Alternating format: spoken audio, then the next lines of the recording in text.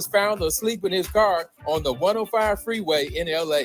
No debates, no speculation, just the info you need. That's your KBLA Sports Minute. I'm Ray Richardson. More news, opinions, and conversation when we come forward on KBLA Talk 1580.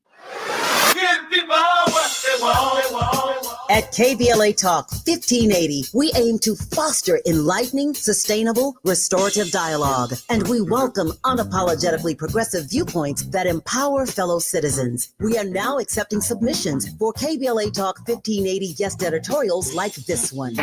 For the KBLA Talk 1580 guest editorial, I'm Martin Gordon, chair of the Pasadena Community Coalition. Recently, I listened to a Tavis Smiley show conversation with James Farr. James said something that caught me off guard. Black Altadena is gone. My community is being murdered. I said murdered. All you have to do is go to our website homepage at KBLA1580.com and click on the icon that says KBLA Guest Editorials to learn more about our editorial standards and content submission guidelines. As long as the topic aligns with our mission, we are happy to review your submission and consider it for broadcast. We can't make any promises, but we want to amplify progressive perspectives that are community-focused and solution-oriented. So go to KBLA1580.com right now to download all the information you need about our guest editorials. At KBLA Talk 1580, we've got your black.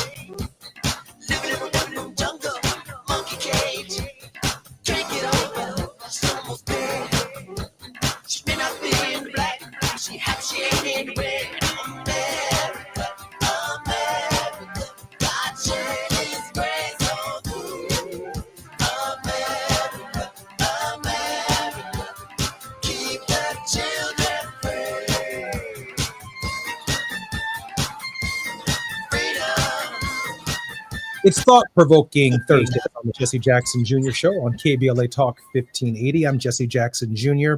Among the many things that we will discuss will be the global impact of Donald Trump's tariffs. Josie Matthews is a co-founder of the firm and based in Johannesburg, South Africa. Josie has over 30 years' experience in the public and private sector. He has lived and worked in England and the United States, as well as across Africa. Early in his career, he was at Hill & Knowlton in New York and at American Express corporate headquarters, where he was a director of state government affairs. He subsequently went to work in Washington, D.C. in the public affairs group, the law firm of Washington and Christian, where he represented governments and corporate clients. Since moving back to South Africa in 2013, Josie has served on the boards of South African Post Office and on the board of the Retirement Fund of the Post Office. In 2021, Josie was appointed by the National Assembly of South Africa as a Councillor on Independent Communications Authority of South Africa, which regulates the technology and broadcasting industry in South Africa. Josie Matthews, welcome forward to the Jesse Jackson Jr. Show. Good afternoon and good evening from South Africa. Hope all is well in Chicago. It certainly is. Also joining us is Dr. P.L. Da Silva, who has over 20 years' experience of backroom diplomacy, mediation, negotiation. He's taught politics, international relations, and several undergraduate programs at universities in New York, New Jersey, Long Island, and Queen's University of Belfast in Northern Ireland. I guess you all already know from the very outset of this program that Donald Trump's global tariffs, by the way, implemented the day after the 60th anniversary of the Voting Rights Act of 1965, which means, of course, we have the power as a people to determine who the president of the United States is, and therefore the decisions that the president of the United States makes impacts the global economic world order. With that said, Dr. Da Silva, along with Jose Matthews, are our two very special contributors in the first hour of the Jesse Jackson Jr. Show. Dr. De Silva, welcome forward to the Jesse Jackson Jr. Show. Thank you very much. Jose, we have about 3 minutes before we come forward. Your initial thoughts on the global impact. My producer just told me I have 4 minutes. The global impact of Donald Trump's tariffs and what they mean for the global economy. I think it's triggering a scramble unlike anything that we have seen in the last 20 years as countries scramble either to cut a deal with the United States or see if they can find new trading partners, new trading alliances.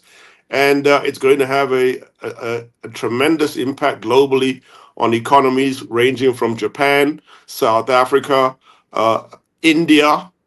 That its impact, I think, cannot be understated. So we are actually just we need to take out the popcorn and sit back, because clearly this movie is going to be a very long movie, but it's going to have a very depressing side effects on those of us who depend on economies globally to do business and to transact.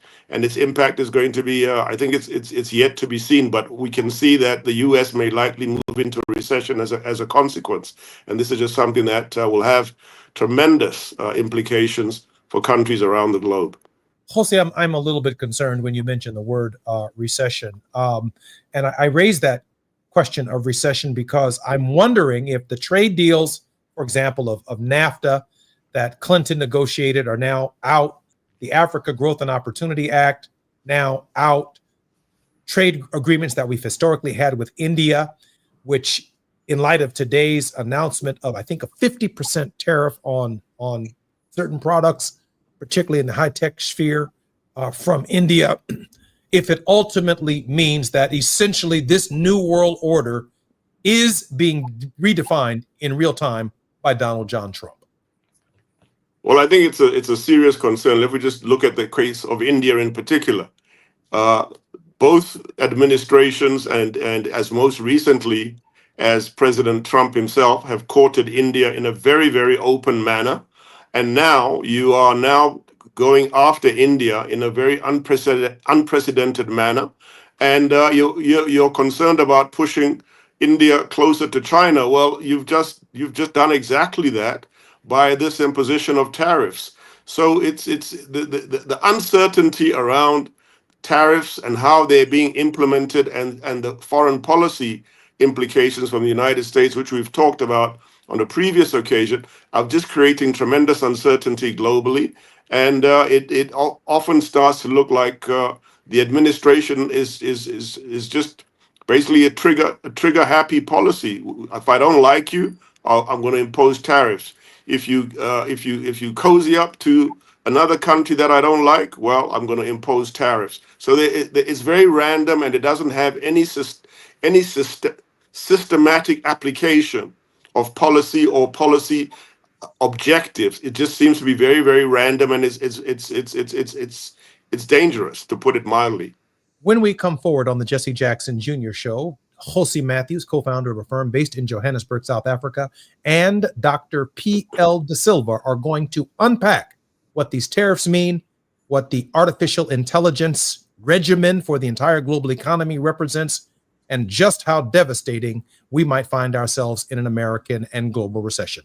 I'm Jesse Jackson Jr. When we come forward on KBLA Talk 1580, you're listening to the Jesse Jackson Jr. Show. While you're stuck in traffic, we can at least bring you up to speed on the news of the day. You're listening to Jesse Jackson Jr. only on KBLA Talk 1580.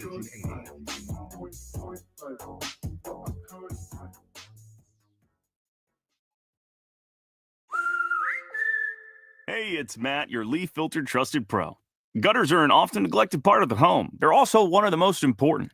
Clogged, overflowing gutters can cause serious problems like foundation damage or basement flooding, which can cost thousands of dollars to fix. Let's face it, cleaning gutters yourself is not only a hassle, it can be dangerous. But when you get Leaf Filter, you'll never have to worry about cleaning clogged gutters again.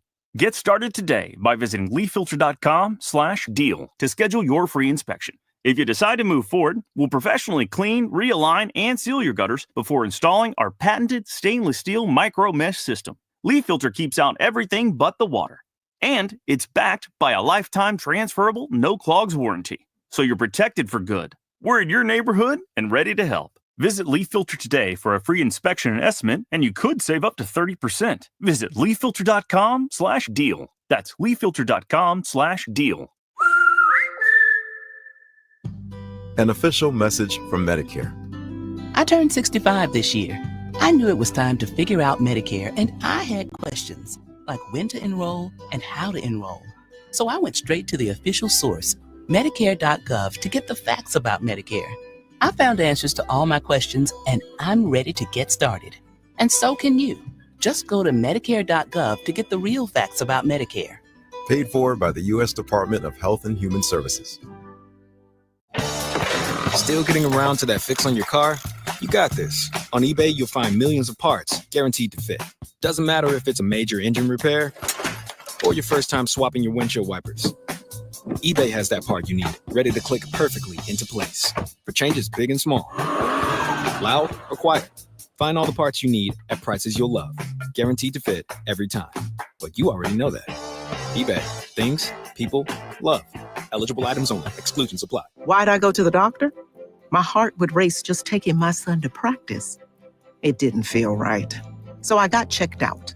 Turns out I have atrial fibrillation, which increases the risk of stroke about 5 times. Symptoms like irregular heartbeat, heart racing, chest pain, shortness of breath, fatigue, or lightheadedness can come and go. But if it's AFib, the risk of stroke remains. If you have symptoms, contact a doctor. I'm so glad I did. Visit notimetowait.com. Sponsored by Bristol Myers Squibb and Pfizer. Now back to more of Jesse Jackson Jr. on KBLA Talk 1580.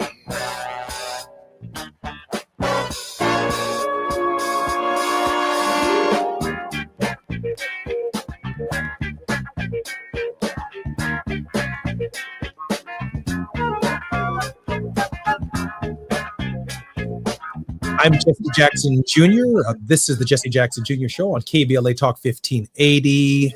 We are now forward with a particular question for Dr. P.L. De Silva, who has over 20 years of experience in backroom diplomacy, mediation, and negotiation. He was also awarded the Best Adjunct Professor 2024-2025 by the School of Diplomacy and International Relations at Seton Hall University in South Orange. Dr. De Silva, welcome forward to the Jesse Jackson Jr. Show. Thank you very much. Looking forward. Dr. De Silva, I've got to ask you to unpack for all of us what Trump's tariffs mean and what your thoughts are on how they will impact and reshape the global economy. So from a 30,000 foot high view, I see two things happening. The United States is going to kind of more or less isolate itself, and the rest of the world, which are the majority of countries in the world, are going to coalesce and work together to ensure that globalization and free trade are going to flourish, whereas the US is going to get stymied. And as Jose Matthews said previously, the dangers of a recession in the United States are pretty large. And at some point, pretty soon, the consumers, US consumers, are going to feel the impact of price rises from, shoes to bananas, you name it. Commodity prices are going to go up because the tariff cost, the tariff burden is going to be put on the shoulders of our, public American citizens, people who, ordinary citizens, not billionaires, but the general public. And we will see how that is going to play out in the next elections, the midterm elections in November 2025, because I'm sure people are not going to sit around and listen to fairy stories from President Trump and his people when they are being hurt on their wallets and they can't make ends meet, can't put food on the table. the woes are tremendous, and don't forget, they want to cut Medicaid, get people who are insured off insurance. I mean, it's horrendous. It's a terrible bloodletting and a terrible destruction of the body politic of the United States. And I don't know how much longer people are going to sit back and take all this from the Republican Party and President Trump. Dr. De Silva, let me put on my most cynical hat, and I certainly want to hear your most cynical answer. Is there any justification or any reason that these broad and far-reaching tariffs, that we might be missing something that President Donald Trump sees that none of us see? That those of you have been experts and have wrestled with globalization issues and free and fair trade between nations for decades do not see? Or is there a more cynical consequence that we have yet to imagine as really as a global order and as a species in light of what Donald Trump is doing? Yeah, I mean, he's trying to be the great big bully, and do a shakedown of the rest of the world. And it's not going to go down well, because people are not going to go away quietly. Especially take the Indians, for example. Okay, India has got a 50% tariff, markup on their goods that they export, especially tech goods that are being sent to the US. Immediate reaction: cancellation of any possibility of selling F-35s to India. Similarly, Canada and other countries, Spain, they are canceling their F-35 orders. So no wonder that the defense stocks are going down, because the more Trump gives pain to other countries, they're going to give back in kind by canceling orders of expensive American hardware and kit, especially in the military sector. So what cuts one way cuts the other way as well. So Trump is wielding what's called a double-edged sword. As much as he cuts other people, the sword is also cutting us in the US. So there's no free lunch for President Trump. It's going to be a bloody and a sad, sorry affair, as Jose Matthews said. It's not going to look good for people. And I think by the end of his term, we would be so happy to see the back of him, because we would have been so thoroughly sick and tired of all his nonsense, which is pretty much it. You talk to any self-respecting economist, and they'll tell you that his tariffs are nonsense. And people in Congress would tell you that it is illegal. Congress is empowered by the Constitution to determine trade policy, not the executive branch, and certainly not somebody as smart as President Trump. Jose, you've raised some concerns about the defense stocks, the defense industry, and its consequences and the ramifications, but you also raised some significant concerns about the advent of our newest growth industry on the planet, artificial intelligence. Absolutely. You've got essentially a free-for-all around artificial intelligence, companies vying to see who can build better, faster thinking machines that can do just about anything. And it's a major scramble that we're seeing, because it's effectively an unregulated sector. So it's operating largely as a free-for-all globally, and it really has not been subjected to a degree of scrutiny that it requires, particularly when you look at it in line with even what can be done using artificial intelligence with weapon systems.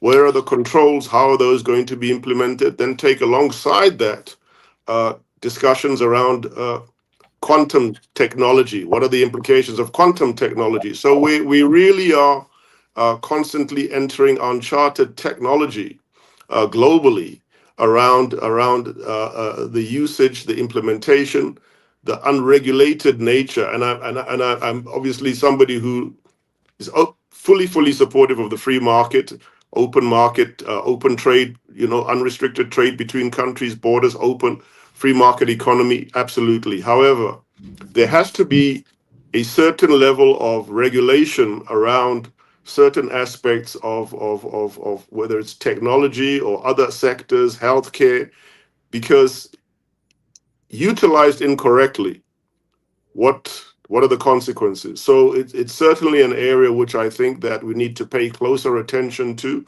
I know that there are discussions that do take place around it, but I think that at a certain level, there cannot be allowed to be a disconnect between what's happening in that growth, in that direction, and a lack of adequate supervision and regulation. Not regulation that stifles economies and creativity and so on, because great companies have emerged from the free market. Yet at the same time, we cannot allow a situation where there's absolutely no regulation and we don't know what's happening. You look at some of the things that even Meta is doing globally, and how who's regulating that. So the question ultimately becomes who's watching the watchers and who takes responsibility for that. And that's something that I think that certainly a degree of closer attention needs to be paid, and it's becoming more and more global as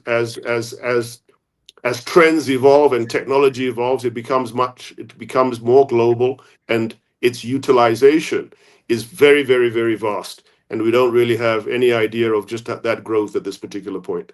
Jose, when I began the conversation, Dr. De Silva, I began by talking about what yesterday was, the 60th anniversary of the Voting Rights Act of 1965. And in the last presidential election, we had this conversation that was too pervasive. Should we vote for Kamala Harris or should we vote for Donald Trump? We had brothers in the barbershop saying, she ain't black enough. We had others in other parts of the country saying, I'm not voting for the LGBTQ to get married. We had other people in the country saying that I'm not voting or I am voting because women no longer have the right to choose and make decisions about their own bodies, or women do have the right to choose and make decisions about their own bodies. Whatever the confusion was at the level of a brother in a barbershop arguing over who gave them a COVID check and who signed it, the consequences of not voting in the last election are so extraordinary that it's almost impossible for the education level of the average American to fully appreciate just how powerful their vote is and what its consequences and ramifications are for the entire planet, including but not limited to the possibility that we could be looking at starvation globally on a scale that we've never seen in our lifetimes. PL. Right. I've just come after a 2.5-hour lecture on AI and the end of humanity at NYU for the American Field Service Youth Committee. So I'd like to first speak a little bit about AI since Jose Matthews talked about it, and then I will come back to voting rights, because voting rights are sacrosanct. It's essential. Without them, the Constitution doesn't mean anything, and you will have, the rubber barons in the White House running the show, which is what's happening now. Now, to come back to artificial intelligence, just for a minute, if you bear with me. Democracy, which is at the end of the day, what we are talking about, voting rights, democracy. The idea of truth is foundational. And if you look at the algorithms and the way that AI is functioning, the notion of a shared reality and truth are endangered. Because we now have automated, targeted, and amplified systems with, AI and the algorithms, and they are used to disrupt elections, spread ethnic hate, simulate false endorsements by world leaders, and The result is an epistemic collapse where public consensus fractures, journalism becomes suspect, and citizens no longer agree on what is real, which was the problem that we had, whether it was Trump or Harris. What is real? So these were things that were targeted, and actually, Elon Musk said so. He said, without me, Trump would have lost the elections. So what did he mean by that? Did they jig the elections through AI? It's a huge question to ask. And in this kind of climate, democratic governance becomes unstable and international dialogue grows fragile. So the answer to what Jose Matthews was saying, right, of what we can do is that we can ask the United Nations, we can support the United Nations to actually monitor and be a neutral arbiter, an umpire, a referee with regard to AI, how AI is used. So we need to have a global AI governance framework, which is very important. And we urgently need norms and protocols with AI transparency and auditability, algorithmic accountability. It's not all these, people in hidden offices and the tech bros with their billions running the show and calling the shots and confusing our voters.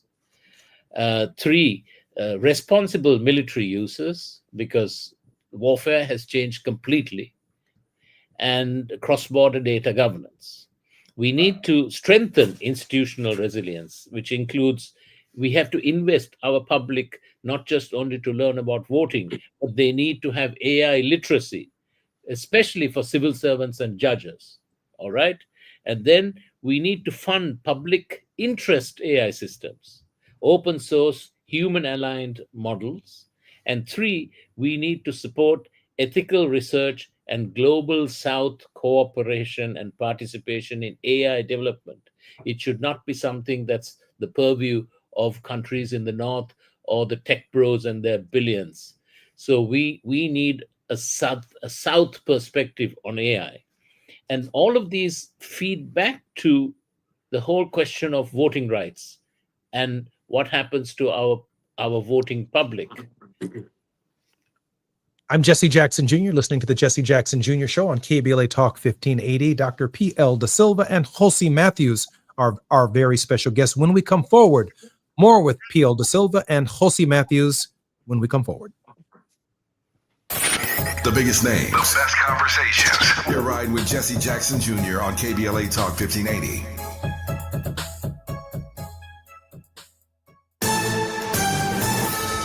I'm Amber Payton with BIN News Now. Black New York City Mayor Eric Adams is expanding a student loan relief program citywide. We're not going to sit back and allow New Yorkers to drown in debt. Originally for city workers, the program helps federal loan borrowers access repayment and forgiveness options. Officials say it could cut payments by about $3,000 a year, offering personalized guidance through a financial assistance platform. A lawyer for Sean Diddy Combs says the rapper is planning a comeback, including a Madison Square Garden concert once he's released. Combs was convicted last month on 2 prostitution-related charges and faces up to 5 years in prison at his October sentencing. 5 soldiers are recovering after a shooting at Fort Stewart, Georgia. The suspected gunman, Sergeant Cornelius Radford, who was black, was subdued by fellow soldiers and is in custody. Get BIN News Now on demand 24/7 on the iHeartRadio app. The Crohn's and Colitis Foundation has been at the forefront of inflammatory bowel disease research and care for over 50 years. Learn more about research, education, and support at Crohn'sColitisFoundation.org. This is the KBLA Sports Minute with Ray Richardson. Both of LA's baseball teams lost at home last night. St. Louis beat the Dodgers 5-3. Impressive night for Shohei Ohtani in the loss. He had 8 strikeouts in 4 innings on the mound and hit his 39th homer. The home run was his 1,000th hit in his 8-year career. The Angels lost to Tampa Bay 5-4. The Angels struck out 16 times and did not score after the 4th inning. The LA Sparks are back in action tonight in the WNBA. They're at home against the Connecticut Sun. The Sparks are going for their third straight win. The NFL suspended former USC wide receiver Jordan Addison for the first 3 games of the regular season. Addison, a first-round pick of the Minnesota Vikings in 2023, was suspended for violating the NFL's substance abuse policy. Addison pleaded no contest to a DUI charge in 2024. He was found asleep in his car on the 105 freeway in LA. No debates, no speculation, just the info you need. That's your KBLA Sports Minute. I'm Ray Richardson. More news, opinions, and conversation when we come forward on KBLA Talk 1580.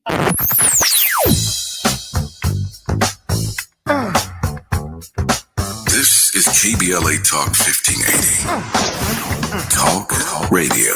That's music to your ears. We're unapologetically progressive. KBLA Talk 1580. You hear that? That's Mike sleeping soundly on a Sunday night. That's because Mike was smart this time. He took ZzzQuil Ultra to fall asleep fast, stay asleep longer, and get the deeply restorative sleep he needs. So now he wakes up refreshed and ready to conquer Mondays. Let's do this Monday. ZzzQuil Ultra. Not for colds, just for sleep. Really great sleep. Use as directed. Keep out of reach of children. Some things can steal your sunshine. Ugh, I just got my hair done. Sorry, the cooler's broken. Anyone see my flip-flops? Anyone? But COVID-19 can steal a lot more. I just took a COVID test. Ugh. Prescription medications for COVID exist. If you test positive this summer, ask your doctor if they're right for you. Visit PfizerForAll.com/COVID-19 to learn more. Sponsored by Pfizer. Are you having trouble hearing? Hearing loss can devastate the quality of your life. Now, there's an affordable fix for you or your loved one. Rated the best hearing aids of 2025 by Forbes Health, Audion Hearing has the highest quality hearing aids at the lowest prices, starting at just $98 a pair. I actually like them better than my old $5,000 hearing aids. I could not believe how my hearing and life changed. Join over 1 million happy customers by going to audionhearing.com. That's AUDIEN hearing.com. This is Joe Cordell of Cordell & Cordell. Cordell & Cordell is the largest family law firm in the country with over 35 years of helping clients navigate divorce. That does give us certain advantages, for example, in experience and resources. But being big doesn't mean less personal or less local. Our attorneys live and work in your community, and as neighbors, they understand the challenges your families face. If you're a guy facing divorce, remember, Cordell & Cordell, a partner you can count on. 1455 Frazee, San Diego. CordellCordell.com. The following is a paid advertisement by Family Vacation Getaways with the purpose of soliciting sales of vacation ownership. For complete details, please visit FVGradio.com. If you want a 100% complimentary stay at a luxury resort in Cancun, airfare not included, then Family Vacation Getaways is your ticket to paradise. See website for complete details. We're giving away 5 days and 4 nights to the first 50 callers who can name an animal that lays eggs and is not a bird. An animal that lays eggs and is not a bird. Do you know it? Call now, 800-868-6431, 800-868-6431. You're also eligible for an exciting bonus vacation to Orlando, Florida for just $498. And don't worry about anything ruining your plans. We can extend your travel up to 18 months. Name an animal that lays eggs and is not a bird, and get a complimentary Cancun resort stay and an optional bonus vacation to Orlando for just $498. What are you waiting for? Call 800-868-6431, 800-868-6431, and give us your answer. The proceeding is not a contest and is a paid advertisement by Family Vacation Getaways and not sponsored by this program or its affiliates. You're listening to Jesse Jackson Jr. on KBLA Talk 1580.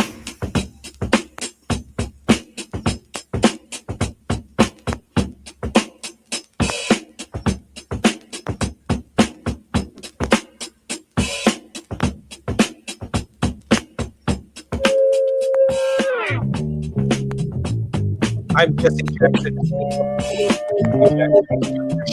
KBLA Talk 1580. In this hour with Josie Matthews, co-founder of the firm based in Johannesburg, South Africa. Josie has over 30 years of experience in the public and the private sector. In 2021, Josie was appointed by the National Assembly of South Africa as a Councillor on Independent Communications Authority of South Africa, which regulates the technology and broadcasting the technology industry in South Africa. Dr. P.L. De Silva also joins us in this hour. Dr. De Silva is a noted historian, thinker, extremely well-traveled. He has taught politics, international relations, and several undergraduate programs at universities in New York, New Jersey, Long Island, and Queen's University of Belfast in Northern Ireland. I want to go through everyone's bio, which I will do every time they're on the program, but I want to make it clear that we get so much rich information about what's taking place in the country from these two gentlemen that I won't be able to go through their bios every single time. Dr. De Silva, welcome forward to the Jesse Jackson Jr. Show. Thank you. Jose Matthews, welcome forward to the Jesse Jackson Jr. Show. Thank you very much. Always a pleasure to be with you.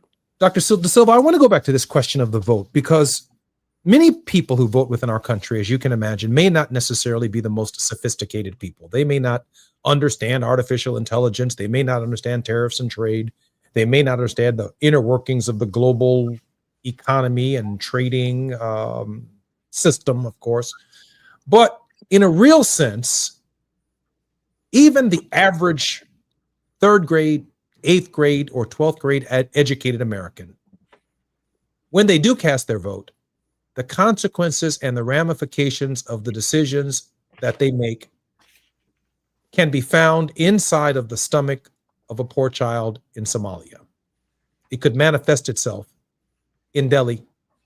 Yes. It could manifest itself anywhere in the world. And the consequences of not being a literate voter are so extraordinary that it's almost incapable of fathoming just how powerful that vote truly is. Dr. De Silva? Right. So the question that I was alluding to is how AI is misused by the tech bros, the tech billionaires who supported Donald Trump in particular, and I would say facilitated his victory. And how does this happen? It's misinformation and the erosion of truth. AI generated texts, images, videos, deepfakes make falsehoods easier to create, personalize, and scale. The institutional impact is that journalism, okay, the general media loses credibility as fake news becomes indistinguishable from real news. Number two, the courts may be misled by forged evidence or deepfakes. And number three, and most importantly for us, elections can be swayed by AI-generated propaganda or micro-targeted disinformation. This has been happening in the United States. It's difficult to put your finger on it, but it is happening. And it is certainly impacting on the voter base. So how do we take this insidious threat to democracy? And that's the thing. So it's not good enough to get out the vote. We also need to counter this kind of disinformation and fake news, which also is dividing us, our society. We used to have bipartisan policy decisions and politics. We don't have that anymore. It's been broken up. And these are some of the things that happens when you allow technology, and you don't even see it happening, but it's happening to us every single day. We are consuming it every day. And that's the problem. And in order to counter that, you need to have a movement. And the civil rights movement needs to be cognizant and needs to be educated with regard to AI. They need to be AI savvy to be able to spot these things and to be able to have a concerted campaign to counter AI disinformation, misinformation, and the spread of hate among communities. It's very, very important. Otherwise, democracies, not just only in the United States, are imperiled in this age of demagogues. Because when you break all these things up, it's only the demagogues who are going to benefit from these things. And Trump is a clear case. He's a demagogue who has benefited from the divisions and the frictions in society. And they make trouble out of small things small issues, but every day it's some issue. And ever since he's been elected, there is one issue after another, and it is just horrendous. Let me turn to Jose Matthews, whose family in South Africa earned their bona fides in the struggle to end apartheid. His family has fought authoritarianism and totalitarianism in South Africa. He has campaigned across the United States with Reverend Jesse Jackson in 1984 and 1988, so he understands the national electoral system that is the voting system here in the United States. He's also worked senatorial as well as congressional campaigns throughout the United States. Jose, you know the average age of a voter and their basic understanding in the United States based upon their education, the way in which, as Dr. P.L. De Silva has indicated, information is disseminated to them, particularly in this social media environment of half-truths, of untruths.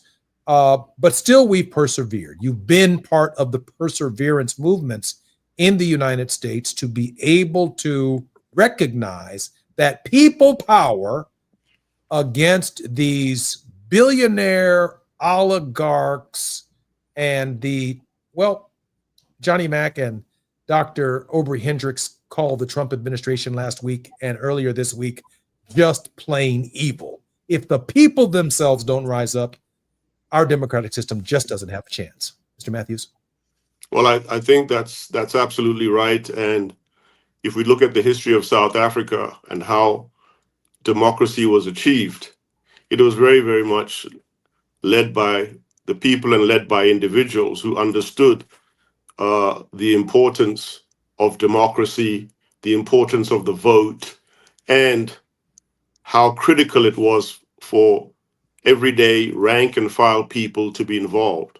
Of course, the dynamics have changed substantially because there are different levels of how information is now disseminated and reaches to the electorate. And we are now in a world where the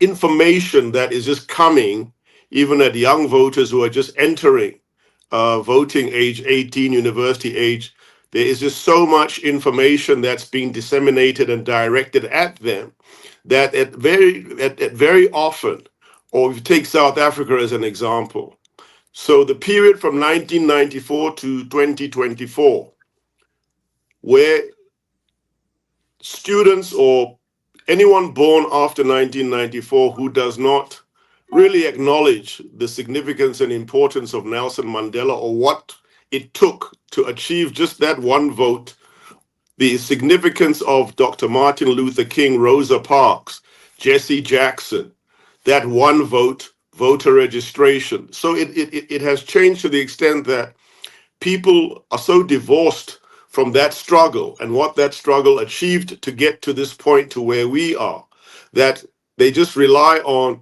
very, very superficial information, which is exactly what Dr. De Silva is talking about, where they are disinformation, utilization of algorithms to reach people, and largely that information is very, very, very much false. So we have to try to see how we protect democracy, how we educate democracy, and how we make sure that the electorate, and the vast majority of whom are not oligarchs, do not go to Aspen over Thanksgiving, do not go to the Bahamas or to St. Bart's after December for the December holidays, or fly around in a Bombardier jet or a Gulfstream. Take the public transport every day to go to work. My great mentor used to say they work in these hotels where the five-star hotels people stay in, get in the public transport to go back home late at night, and then start all over their shift the next day. That's the people that we need to reach out to. I'm Jesse Jackson Jr., listening to the Jesse Jackson Jr. Show on KBLA Talk 1580. While you're stuck in traffic, we can at least bring you up to speed on the news of the day. You're listening to Jesse Jackson Jr. only on KBLA Talk 1580.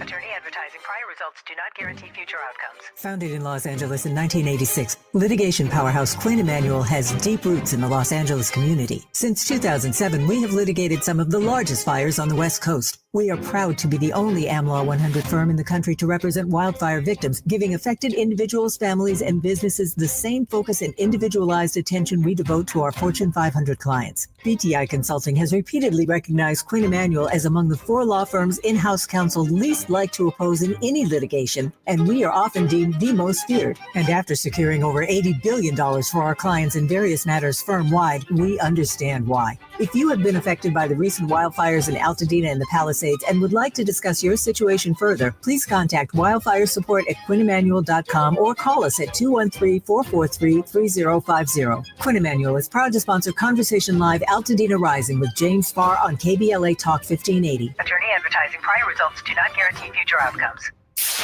KBLA Talk 1580. We've got a lot to talk about. KBLA Talk 1580 reminds you, when we fight, we win. The Youth Justice Coalition is challenging America's addiction to incarceration and discrimination. YJC works to dismantle policies leading to mass incarceration, law enforcement violence, and the school-to-prison pipeline. Their approach? Transformative justice, community intervention, free LA high school, legal defense, and system monitoring. YJC promotes safety without relying on prisons. Their goal? Prevent system contact and help people exit the system through direct action, advocacy, and education. Want to get involved or need help? Call 323-235-4243. That's 323-235-4243. Join YJC in creating change. When we fight, we win. KBLA Talk 1580, your voice for justice. This is a community call to action from KBLA Talk 1580. Hey there, Los Angeles. This is James Lucky Jr., publisher and editor of Los Angeles News Observer. Are you hungry for news that matters to you in the African-American communities of Los Angeles? Well, buckle up, because we got the scoop you've been craving. Stay in the know and never miss a beat with our free weekly publications conveniently available near you.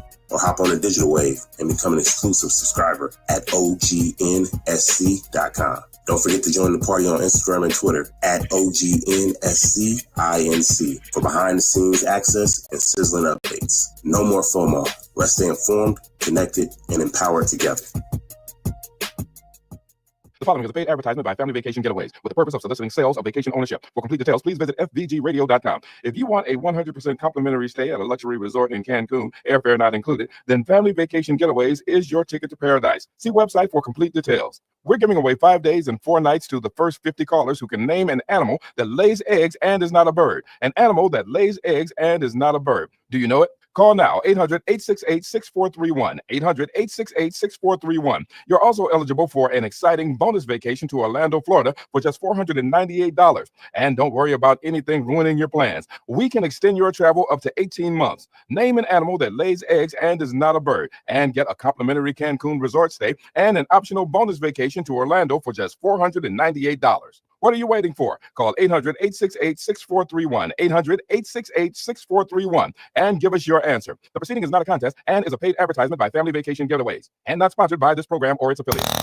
Now back to more of Jesse Jackson Jr. on KBLA Talk 1580.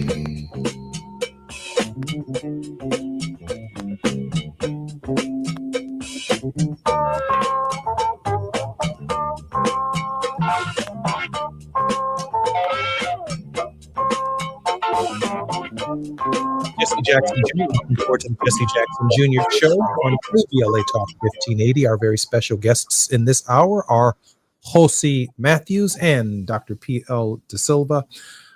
Gentlemen, welcome forward to the Jesse Jackson Jr. Show. Thank you very much. I just asked our producer a few moments ago if we can try and find a way to have just a global blowout with both you and Mr. Matthews, Dr. De Silva, once a month, just the full 2 hours, because we need to cover the entire planet. And I think that the time and the space with which events are taking place, not only in the United States, but around the world, are so extraordinary that I just feel like we're inching along in the brief conversations that we do have. An hour really just is not long enough to download even a small 1% of the information that you have to share with all of us. Dr. De Silva, let me come back to this idea with Jose and with you more specifically about people power. So democracy becomes the real check, the idea of, regardless of your education, the fact that you have a vote in this system, not just the American system, but in India and other systems around the world. It really becomes a check against AI. It becomes a check against the oligarchs. It becomes a check against corruption if the people can amass the same spirit, energy, common unity, community, agreement that something has to be done to preserve the basic rights of human beings. It's the only check that we have. It's the only thing that we have where we come together in any given cycle in any different country around the world to make a statement on our expectations of what we expect government to deliver for us. Dr. De Silva. What we need is a new civil rights movement which brings in tech-savvy young people, because without tech-savvy young people, we are going to be hard-pressed to take on the tech bros and their billions and their AI algorithms and all of this fake news and disinformation and division that they are spreading. The only way is we need to get organized, and our lifeblood are young, tech-savvy people. If you look around anywhere you go, you will find a young person looking at their phone. It goes without saying that they are tech-savvy. Okay, they are producers and consumers of social media. And if we are unable to stand and fight, as much as Rosa Parks did in person, and all the other great leaders that we've had, from your dear father, Reverend Jesse Jackson, to Martin Luther King, and all the other great people, Nelson Mandela in South Africa, Mahatma Gandhi in India and South Africa. But that was a different era. We need to get up to speed with what is happening today in this fast-paced world where, you know, it's unbelievable. If you look at the quantum computing and all of these things, you know, by the time we have thought about it, it's already happened. So we need to be up to speed to compete with these people. Jose, when Dr. De Silva, you know, when I think about these tech-savvy civil rights activists, human rights activists that you're talking about that we need to bring forward, I'm saying to myself that in this hour, Jose, the Department of Justice, the FBI, Senator Cornyn, has now sought the help of the FBI in chasing down state legislators in the state of Texas who are trying to keep congressional districts and state senatorial districts and state representative districts from being redrawn. I mean, certainly our civil rights, human rights, tech-avvy bros who Dr. De Silva is envisioning and trying to bring forward organizationally would find themselves under similar scrutiny in this environment. Mr. Matthews, Dr. De Silva? Well, imagine if President Mandela was sending our equivalent of the FBI to start chasing down lawmakers. What would be the reaction globally if he had perpetrated such an act in full violation of his constitutional oath of office, or any president for that matter, Prime Minister Keir Starmer, or suddenly King Charles III decides to start behaving like Oliver Cromwell? What an outcry you would see. Yet it's now normal in the United States. It's accepted that you can actually threaten lawmakers duly elected by their constituents in their districts to serve in the Texas state legislature, that they can be actually threatened with arrest, or even a judge for that matter can be arrested and detained. Imagine that happening. You're reading about that in the Washington Post, that had happened in South Africa, that a judge of the Constitutional Court had been arrested because they wrote a judgment, which happened, in fact, to President Zuma. President Zuma didn't lock up one judge. He accepted that ruling that was handed down by Chief Justice Mogoeng Mogoeng against the president. President Mandela came and testified in court in a case involving a very well-known businessman, Louis Late.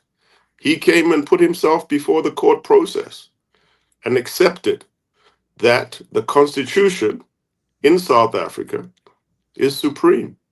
But it seems that the U.S., which fought for its freedom against the dictates of George III, is now sliding backwards into very much uncharted territory. Dr. De Silva, we have about 3 minutes before we close. I'd like to split that time evenly for a word of hope from you and from Mr. Matthews. Okay. We have to fight 2025. The people who are the architects of Project 2025, because that is so insidious for this country. And the hope for us is that our young people will rise to the occasion. Our people who have democratic beliefs and hope for the future, for all peoples to live equally without rancor. We need to do that. We need to get these people out of our system, and we need to do it fast. And despite all the ivory towers and where they are all hiding and creating all this chaos and mayhem, we, the people, have the right and the capability to stand up, be counted, and defeat them. Mr. Matthews, about 1 minute and 30 seconds. No, I still believe that there is hope. The United States is still a great country, and still a lot that can be achieved in the United States, but it's going to take very, very hard work, and not just in the US, globally. I don't think that we can single out the US by any means. Globally, there are still a lot of situations that do require the involvement of everyday people and very good ethical and moral leadership. And thank you for having me on the show. Jose, you're always welcome. And Dr. De Silva, I look forward to having you all back on the show in the not too distant future. Thank you. I think on the 3rd, I'm going to do everything within my power to try and find us a 2-hour slot so that we can really, really unpack the planet. But I am so grateful for your contribution, and it's just extraordinary. Gentlemen, once again, thank you for joining the Jesse Jackson Jr. Show. Thank you. Have a good evening. You're listening to the Jesse Jackson Jr. Show on KBLA Talk 1580. Dr. De Silva, Jose Matthews are our regular contributors on the Jesse Jackson Jr. Show.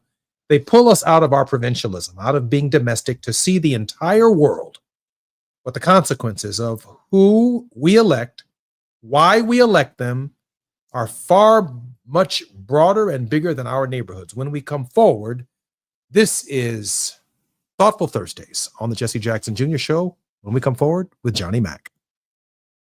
KBLA 1580 Santa Monica. I'm Amber Payton with BIN News Now. Black New York City Mayor Eric Adams is expanding a student loan relief program citywide. We're not going to sit back and allow New Yorkers to drown in debt. Originally for city workers, the program helps federal loan borrowers access repayment and forgiveness options. Officials say it could cut payments by about $3,000 a year, offering personalized guidance through a financial assistance platform. A lawyer for Sean Diddy Combs says the rapper is planning a comeback, including a Madison Square Garden concert once he's released. Combs was convicted last month on 2 prostitution-related charges and faces up to 5 years in prison at his October sentencing. 5 soldiers are recovering after a shooting at Fort Stewart, Georgia. The suspected gunman, Sergeant Cornelius Radford, who was black, was subdued by fellow soldiers and is in custody. Get BIN News Now on demand 24/7 on the iHeartRadio app. The Crohn's and Colitis Foundation has been at the forefront of inflammatory bowel disease research and care for over 50 years. Learn more about research, education, and support at Crohn'sColitisFoundation.org. This is the KBLA Sports Minute with Ray Richardson. Both of LA's baseball teams lost at home last night. St. Louis beat the Dodgers 5-3. Impressive night for Shohei Ohtani in the loss. He had 8 strikeouts in 4 innings on the mound and hit his 39th homer. The home run was his 1,000th hit in his 8-year career. The Angels lost to Tampa Bay 5-4. The Angels struck out 16 times and did not score after the 4th inning. The LA Sparks are back in action tonight in the WNBA. They're at home against the Connecticut Sun. The Sparks are going for their 3rd straight win. The NFL suspended former USC wide receiver Jordan Addison for the first 3 games of the regular season. Addison, a first-round pick of the Minnesota Vikings in 2023, was suspended for violating the NFL substance abuse policy. Addison pleaded no contest to a DUI charge in 2024. He was found asleep in his car on the 105 freeway in LA.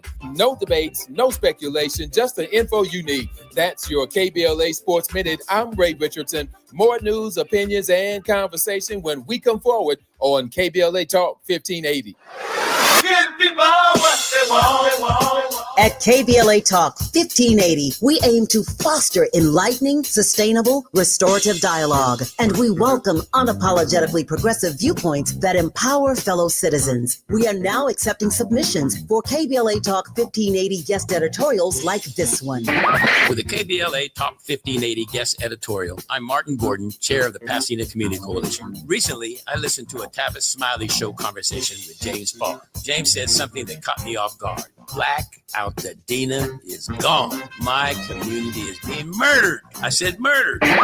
All you have to do is go to our website homepage at kbla1580.com and click on the icon that says KBLA Guest Editorials to learn more about our editorial standards and content submission guidelines. As long as the topic aligns with our mission, we are happy to review your submission and consider it for broadcast. We can't make any promises, but we want to amplify progressive perspectives that are community-focused and solution-oriented. So go to KBLA1580.com right now to download all the information you need about our guest editorials. At KBLA Talk 1580, we've got your black.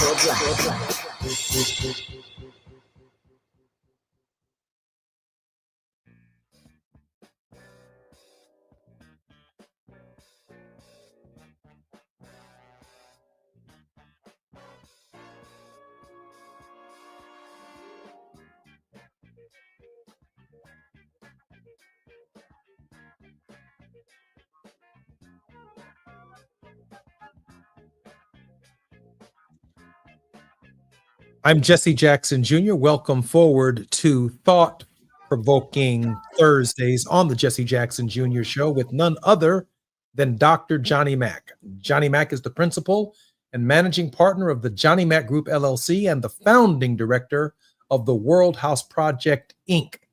Well-traveled throughout the Americas, Africa, Asia, Europe, and the Middle East, explicating Dr. King's call to restructure the social edifice and its triple evils of poverty, racism, and militarism with a revolution of values that are effected throughout peaceable power, building communities without boundaries, welcoming so many people into the idea of a world house.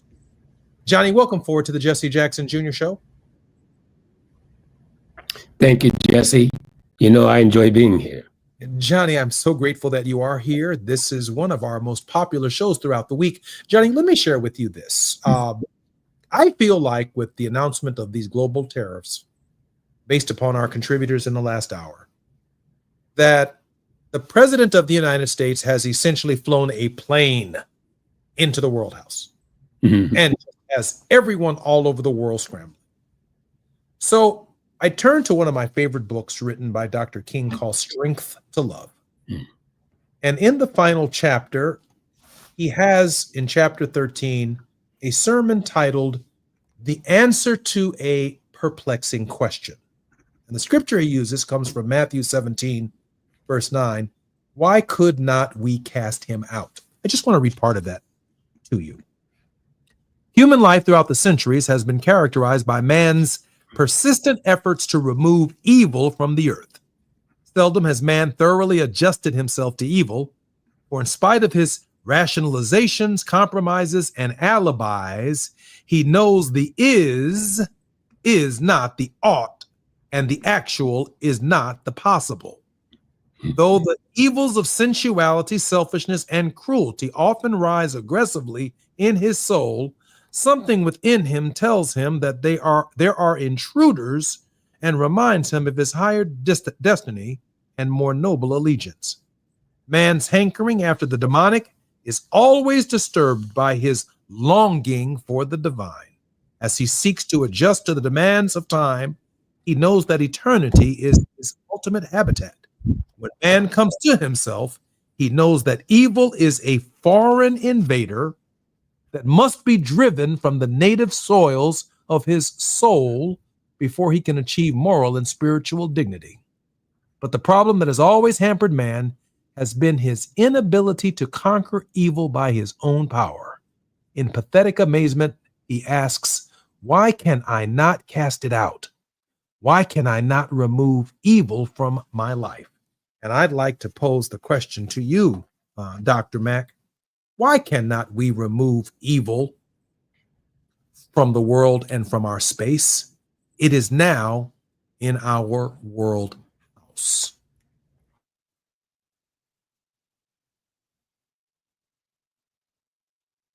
I think Dr. Mack just froze on me. I think we both froze, Jesse. Are you hearing me? Yes, sir. I can now. I'm sorry. I didn't get the last part of your question. The first part was, however, from our world, particularly the Christian church has been working on that question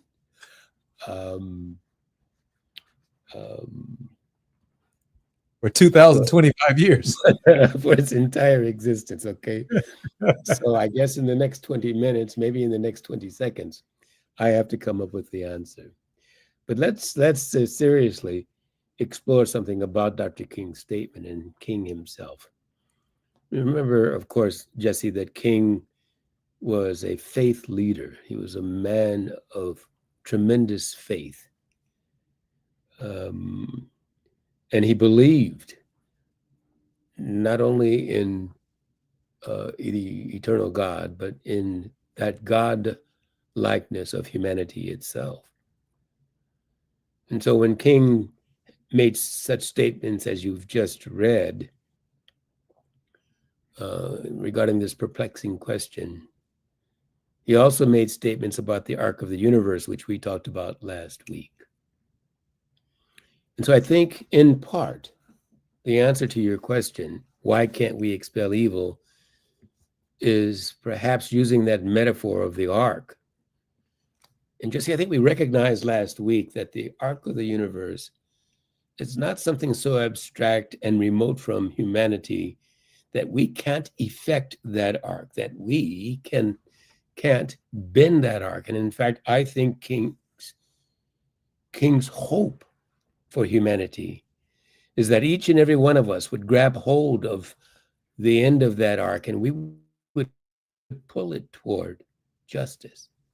In the same regard, his hope was, when it comes to evil, that each and every one of us would look at evil and say, it cannot stand, it can't be a part of the social framework, of the systems and processes that govern our lives.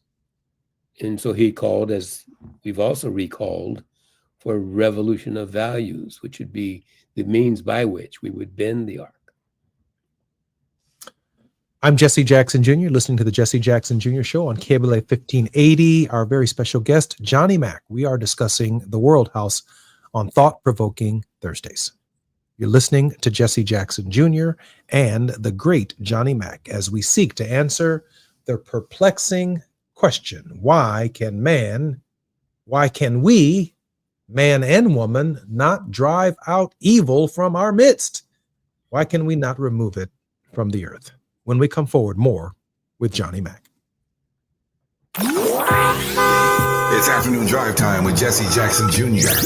Only on KBLA Talk 1580.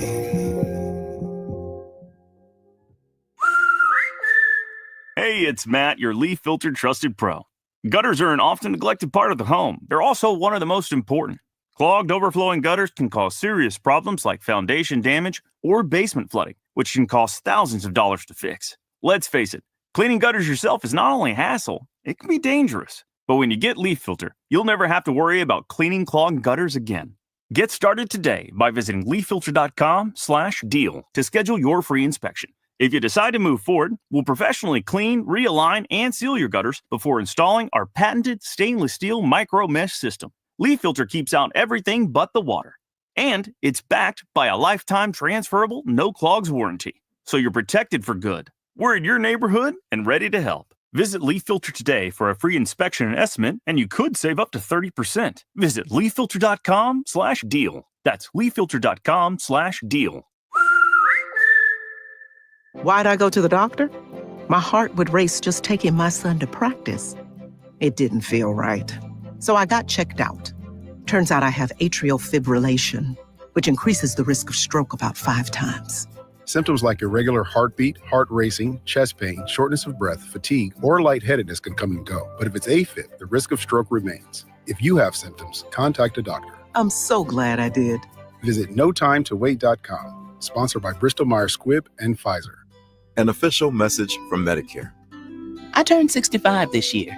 I knew it was time to figure out Medicare, and I had questions, like when to enroll and how to enroll. So I went straight to the official source, Medicare.gov, to get the facts about Medicare. I found answers to all my questions, and I'm ready to get started. And so can you. Just go to Medicare.gov to get the real facts about Medicare. Paid for by the U.S. Department of Health and Human Services. Still getting around to that fix on your car? You got this. On eBay, you'll find millions of parts guaranteed to fit. Doesn't matter if it's a major engine repair or your first time swapping your windshield wipers. eBay has that part you need, ready to click perfectly into place for changes big and small. Loud or quiet, find all the parts you need at prices you'll love. Guaranteed to fit every time. But you already know that. eBay. Things, people, love. Eligible items only. Exclusions apply. Now back to more of Jesse Jackson Jr. on KBLA Talk 1580.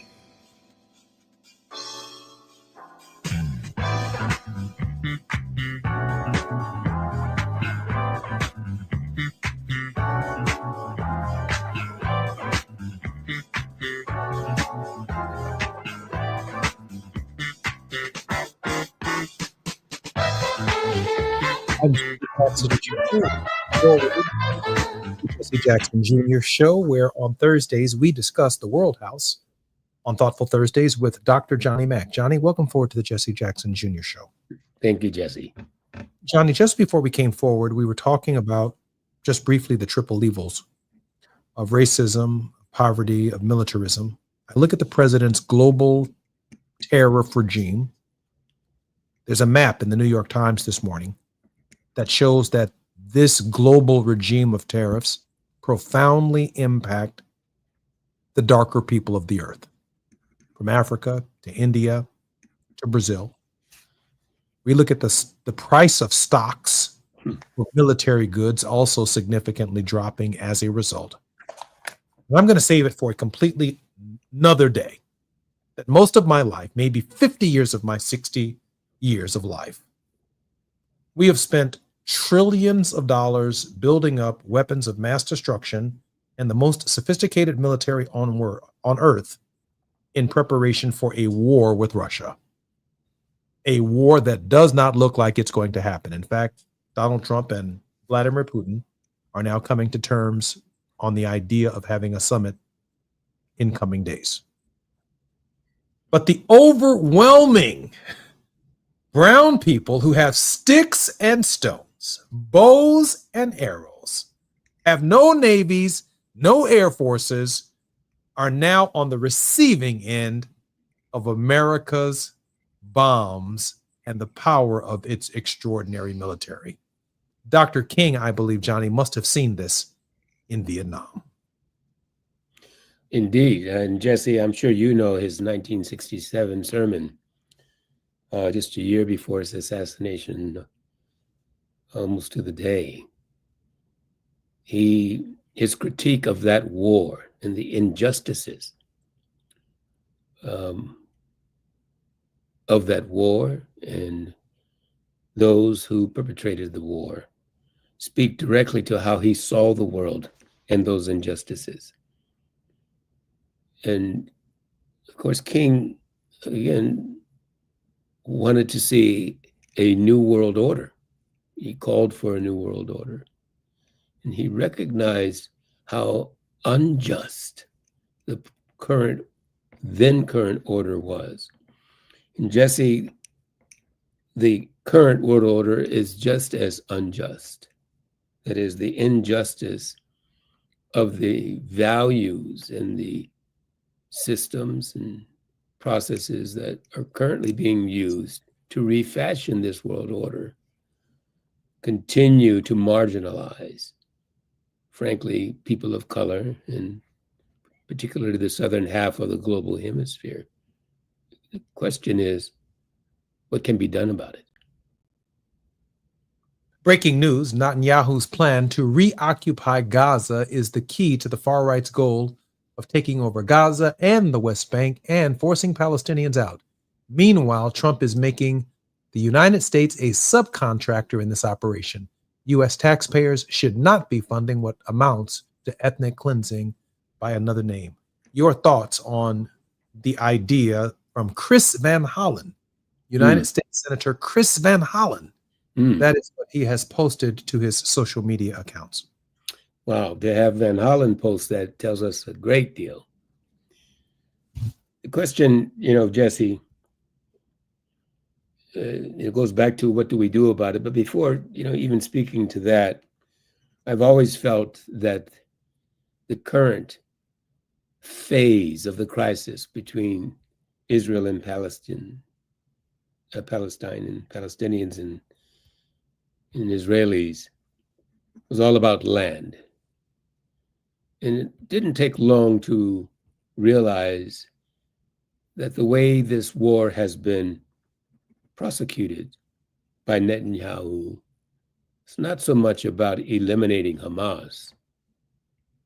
It's about grabbing land. And I think we're seeing the full manifestation of that in this latest announcement that you've just read. I find something particularly puzzling because I have a lot of friends that are evangelicals. Yes, I'm a liberation theology guy. I'm grown up an African-American Baptist. Clay Evans was my pastor, and Reverend James Meeks is the present shepherd of my soul. So I grew up on our side of town, right? But I do want to address this issue that, it's been 2,025 years. We've been waiting for the return of Jesus. They say that Jesus, when he comes back, will come back to Israel, that he's going to come back to Palestine, Israel proper. He will be born again, I guess, in Bethlehem. These are brown people who occupy this land and have occupied this land for centuries. So here's my thinking, Johnny.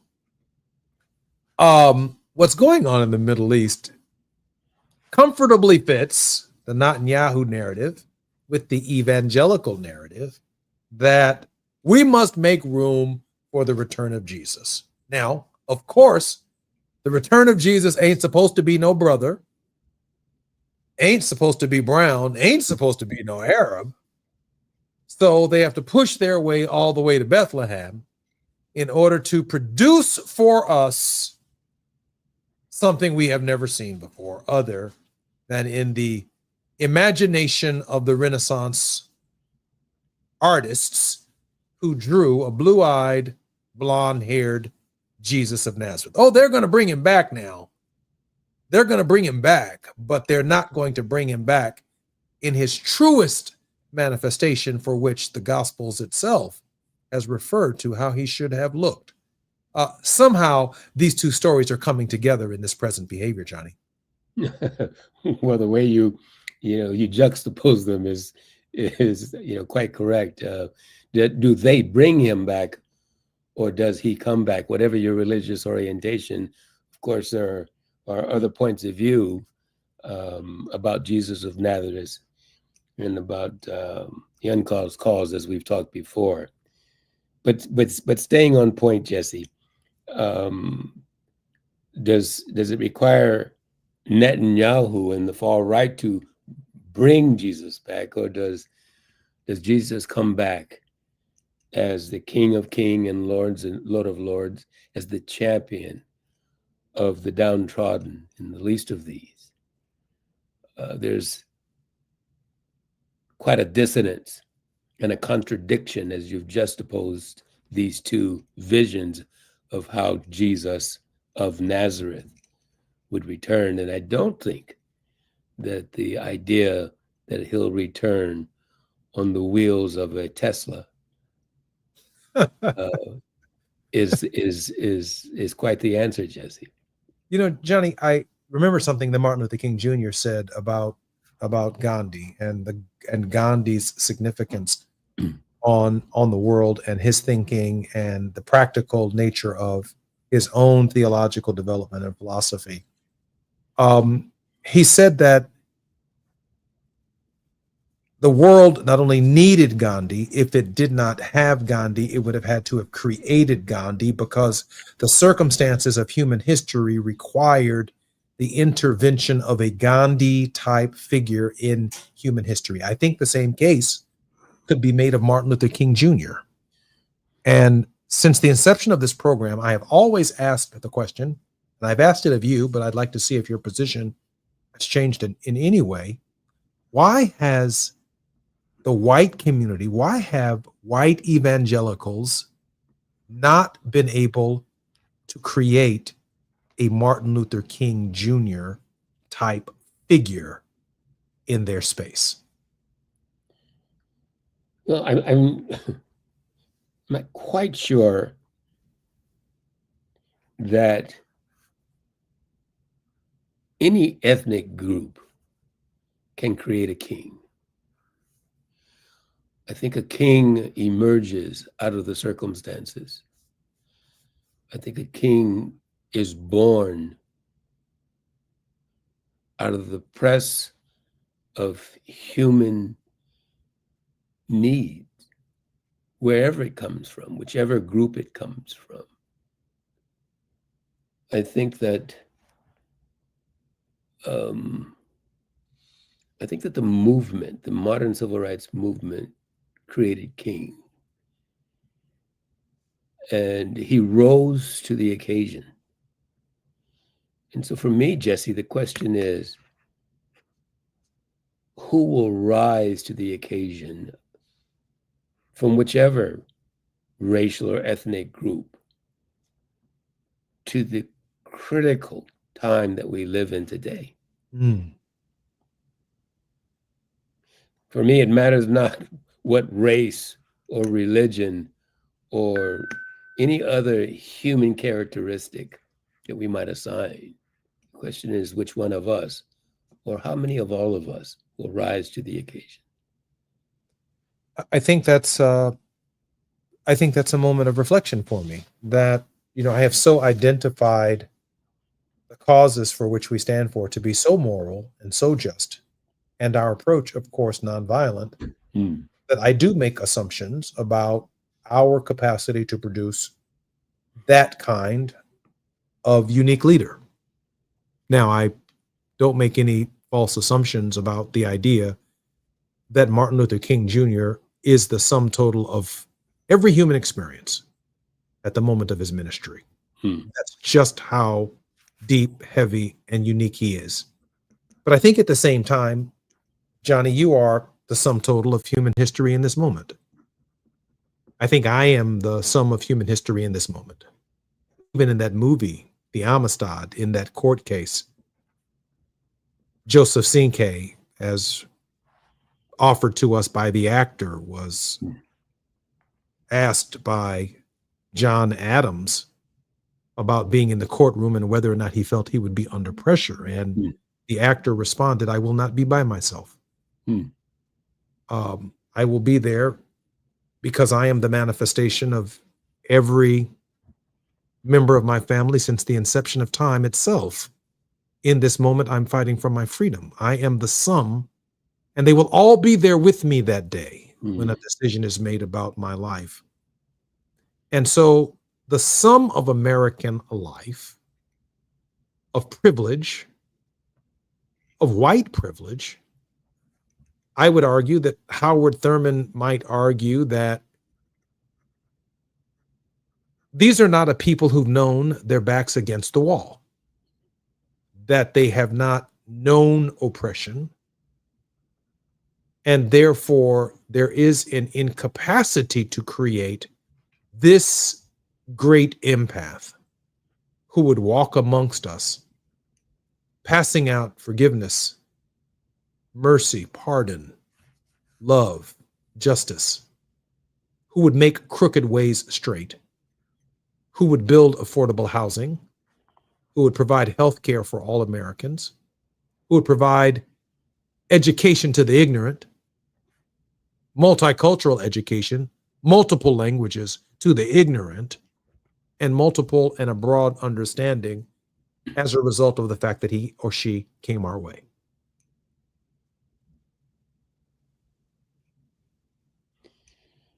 You know, Jesse, I as I listen to you, I hear King's commanding voice whispering in my ear as he stands at the Lincoln Memorial, black men and white men, Jews and Gentiles, Protestants and Catholics.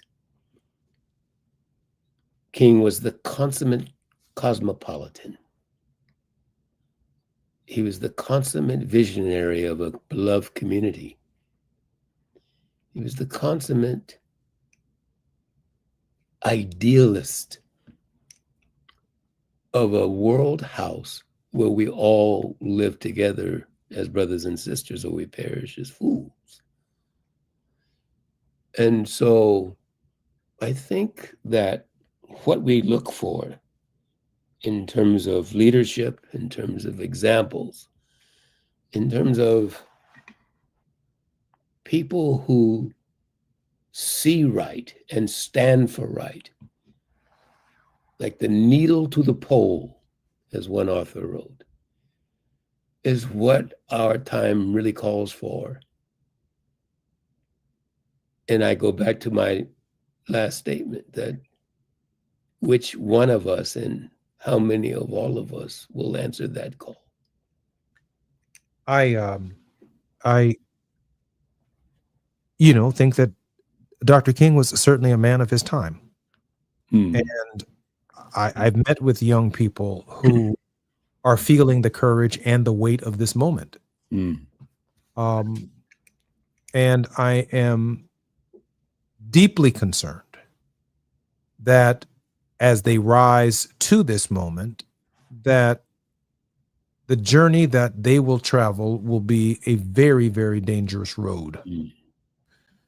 I am profoundly concerned that this may not be the non-violent period in American history that we've longed for, but due to misunderstanding, not due to a conspiracy, not due to an outward movement against my neighbor, but that things are triggered by lack of understanding and just outright human ignorance and stupidity. I would have never encouraged or supported anyone to do or take a shot at John Trump, not because he's someone I politically disagree with. I just don't think it is wrong. I just think it's wrong. I just don't think we can justify it. But I do think that we have an obligation to do the very best that we can to come together. I'm Jesse Jackson Jr. This is KBLA Talk 1580. In this hour, Johnny Mack is our very special guest. It's afternoon drive time with Jesse Jackson Jr. Only on KBLA Talk 1580.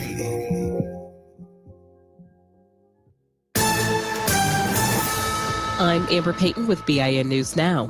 Emergency repairs are underway at Tampa, Florida's 124-year-old Jackson rooming house after part of it collapsed. Foundation Chair Carolyn Collins says they have to move quickly. This is just going to be a bracing of the house to secure the house so that the house will be safe. Once a safe haven for Black travelers during segregation, the site is now being prepped for long-term restoration.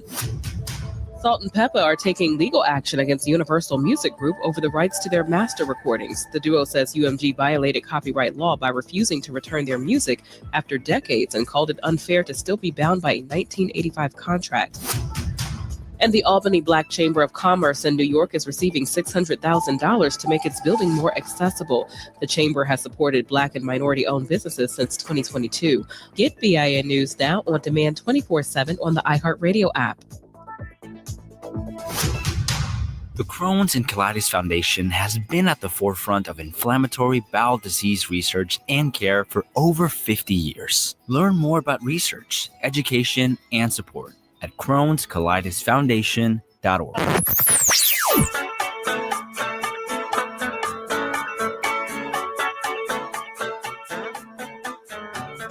This is KBLA Talk 1580. Talk radio that's music to your ears.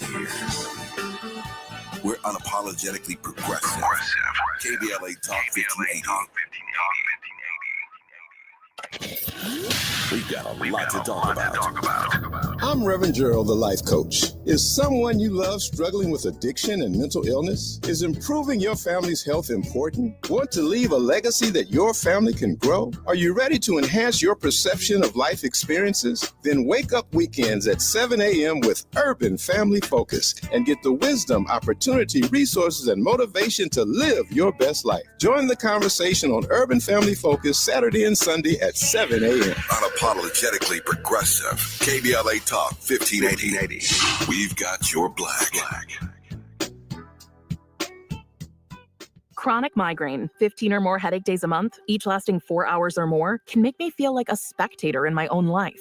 Botox, onabotulinum toxin A, prevents headaches in adults with chronic migraine. It's not for those with 14 or fewer headache days a month. It's the #1 prescribed branded chronic migraine preventive treatment. Prescription Botox is injected by your doctor. Effects of Botox may spread hours to weeks after injection, causing serious symptoms. Alert your doctor right away, as difficulty swallowing, speaking, breathing, eye problems, or muscle weakness can be signs of a life-threatening condition. Patients with these conditions before injection are at highest risk. Side effects may include allergic reactions, neck and injection site pain, fatigue, and headache. Allergic reactions can include rash, welts, asthma symptoms, and dizziness. Don't receive Botox if there's a skin infection. Tell your doctor your medical history, muscle or nerve conditions, including ALS, Lou Gehrig's disease, myasthenia gravis, or Lambert-Eaton syndrome, and medications, including botulinum toxins, as these may increase the risk of serious side effects. Why wait? Ask your doctor, visit BotoxChronicMigraine.com, or call 1-800-44-BOTOX to learn more. If you're an adult in need of an accredited high school diploma, the Los Angeles Public Library can help. You could earn one for free in as few as 5 months, online with 24/7 access. You also get a personal academic coach, plus special training focused on 9 in-demand industries, as well as a resume and cover letter to advance your career. Visit the website at lapl.org/diploma. That's lapl.org/diploma. You hear that? That's Mike sleeping soundly on a Sunday night. That's because Mike was smart this time. He took ZzzQuil Ultra to fall asleep fast, stay asleep longer, and get the deeply restorative sleep he needs. So now he wakes up refreshed and ready to conquer Mondays. Let's do this Monday. ZzzQuil Ultra. Not for colds, just for sleep.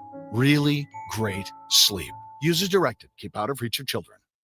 Some things can steal your sunshine. Ugh, I just got my hair done. Sorry, the cooler's broken. Anyone see my flip-flops? Anyone? But COVID-19 can steal a lot more. I just took a COVID test. Ugh. Prescription medications for COVID exist. If you test positive this summer, ask your doctor if they're right for you. Visit PfizerForAll.com/COVID-19 to learn more. Sponsored by Pfizer. You're listening to Jesse Jackson Jr. on KBLA Talk 1580.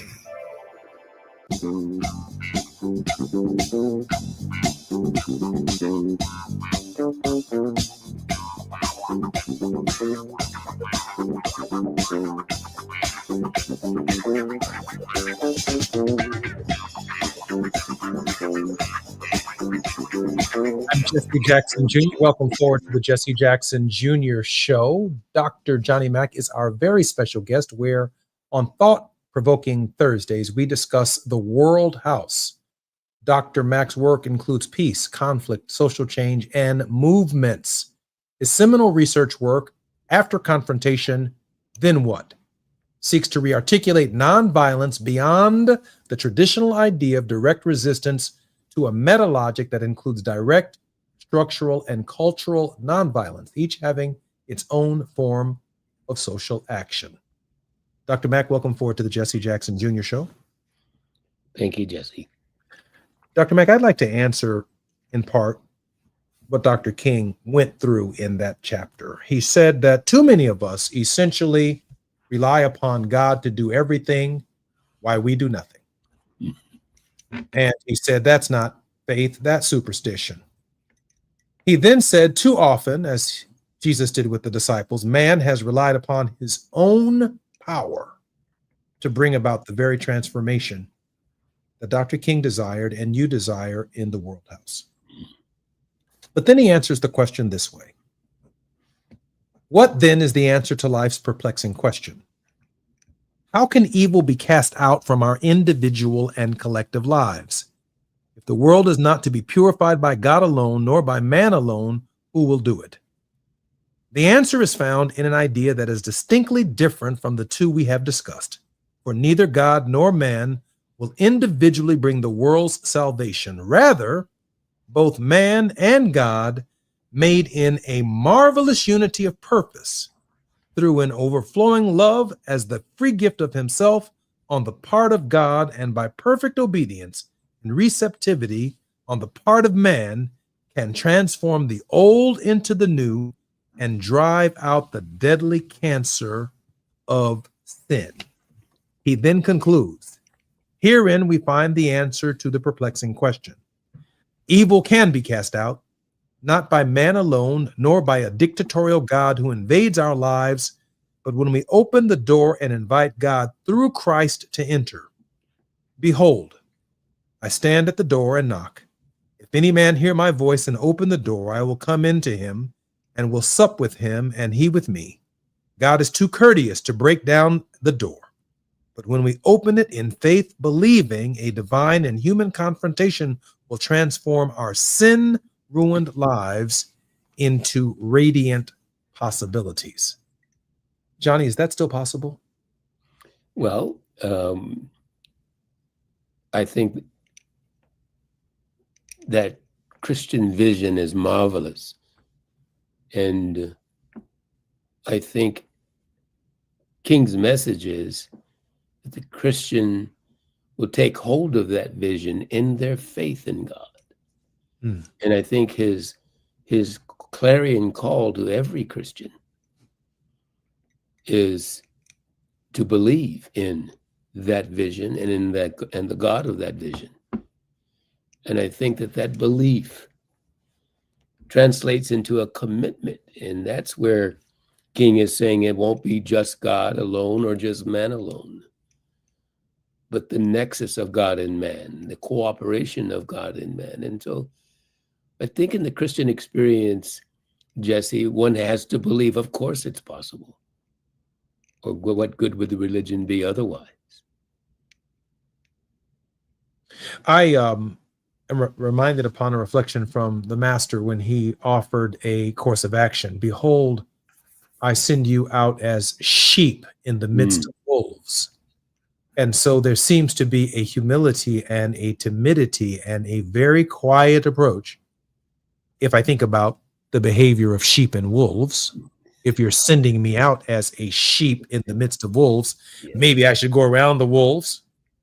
Maybe I should wait till the wolves move on.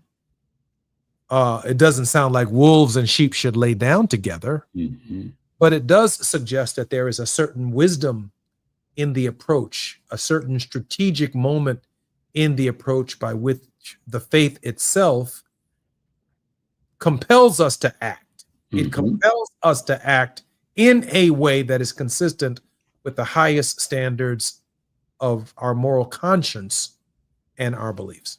We must act. And is consistent with the standards of the faith itself, right? Summarized in the Ten Commandments alone. But Jesse, there was a book written many years ago that I've never forgotten its title, and it's something like, Everything I needed to learn in life, I learned in kindergarten or something like that. right? How to treat other people. All we really need to know in life in order to create the kind of world that honors the dignity and worth and the freedom and liberty and the solidarity and community required for humans to live as brothers and sisters in the world house, we learn in kindergarten. Just the basic treat others like you want to be treated. Don't touch what is not yours. Don't take what is not yours. Be kind in the way that you want others to be kind to you. Just basic human principles. It's not rocket science. And somehow we've lost that. Even when you think about it, the new technologies, you were talking about the new technologies in the hour before I came on, and how ominous they are if we don't put controls around them. And, that's the revolution of values that King was talking about. If we build AI and use quantum computing and whatever comes after those two in creating our future world, if we infuse them with those basic values that we learned in kindergarten, or the values that King talked about in his 1956 treatise, on the 1959 treatise or speech on the ethical demands of integration, those simple basic values of dignity and liberty and solidarity or community, what we can accomplish as humanity in creating a just and peaceful world is limitless, isn't it?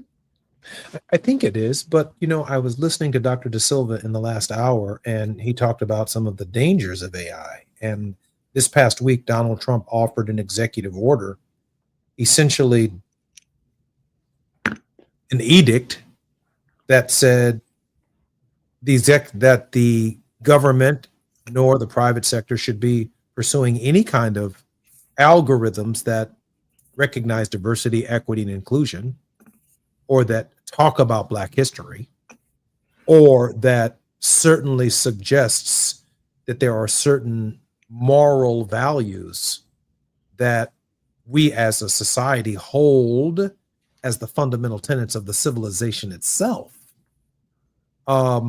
These are obviously very scary times because we have these individual actors in our history, Martin Luther King Jr., Mother Teresa, Gandhi, Nelson Mandela. We have these luminaries and these figures, but we're not producing them on the scale that artificial intelligence will be educating people without basic core values that you suggest, Dr. Mack, begin in kindergarten.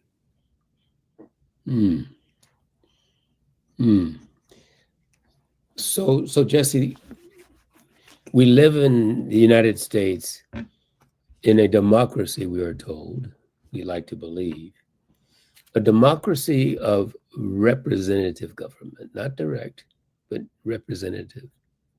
That is, those who represent us should also represent our values, our expectations, and our aspirations for the kind of world that we want. So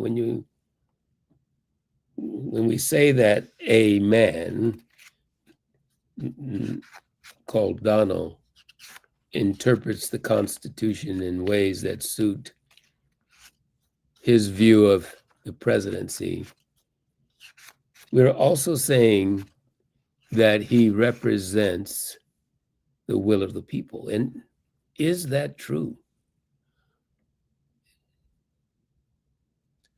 Again, we have to rise to the occasion. We, the people. My biggest problem with what we see in the media about what Trump does or does not do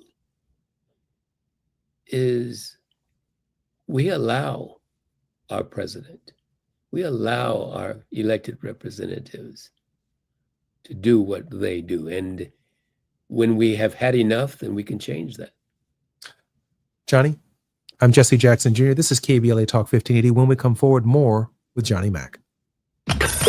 While you're stuck in traffic, we can at least bring you up to speed on the news of the day. You're listening to Jesse Jackson Jr. only on KBLA Talk 1580.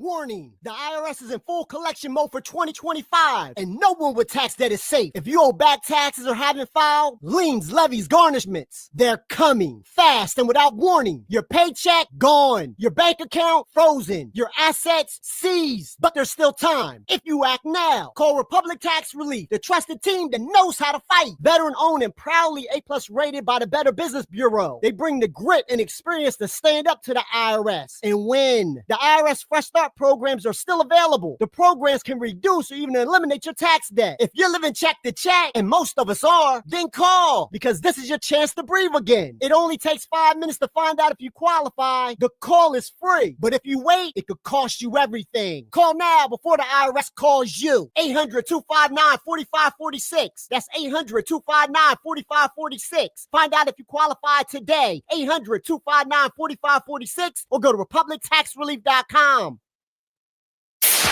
KBLA Talk 1580. We've got a lot to talk about. KBLA Talk 1580, connecting you with services and solutions. The Los Angeles Regional Food Bank is on a mission to fight hunger and provide nutritious food to those in need across our community. They partner with federal, state, and local programs advocating for better policies and funding for critical hunger relief programs like CalFresh, the Emergency Food Assistance Program, and the Child and Adult Care Food Program. The food bank works with coalitions and local representatives to make sure hunger is addressed in every district of LA County. They also run nutrition education campaigns, raise hunger awareness, and source nutritious food for distribution, all while supporting regulations that allow food pantries to operate safely. Want to help? Visit lafoodbank.org or call 323-234-3030 to volunteer or find a food bank near you. Together, we can ensure that no one goes hungry in Los Angeles County. This is a community call to action from KBLA Talk 1580.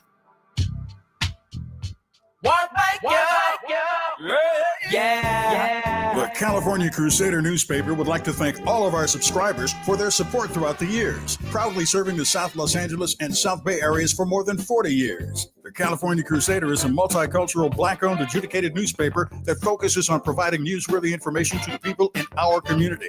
We're constantly looking for ways to assist businesses in our community to connect with our subscribers. We provide low-cost, effective ways to promote your business with our reasonable and affordable advertising rates. You can participate by suggesting, sharing, and submitting your stories on the California Crusader newspaper Community Share Facebook group page, or visit our website at cal-cruise-news.com. That's calcruisenews.com.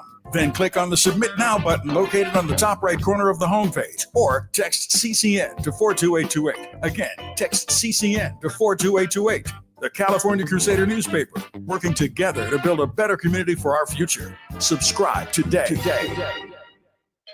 If you didn't think skipping breakfast was a big deal, you'd be right. Before. But now, Wendy's has Buck Biscuits. We're talking sausage, egg, and cheese biscuit, bacon, egg, and cheese biscuit, or even the Honey Buddy chicken biscuit for just $1 each. Seriously, you can get all three if you want. They're just $1, so you'll never skip breakfast again. If you're smart. Breakfast for $1? Gotta be Wendy's. Limited time only. Price and participation may vary. Limit 5 qualifying items per transaction. Not valid in a combo while supplies last. Now back to more of Jesse Jackson Jr. on KBLA Talk 1580.